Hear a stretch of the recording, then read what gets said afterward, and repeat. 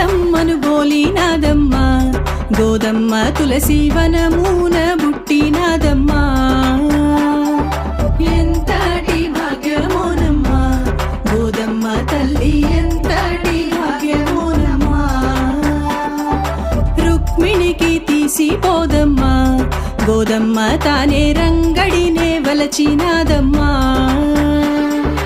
ఎంతటి భాగ్యమోనమ్మా గోదమ్మ తల్లి ఎంతటి భాగ్యమోనమ్మా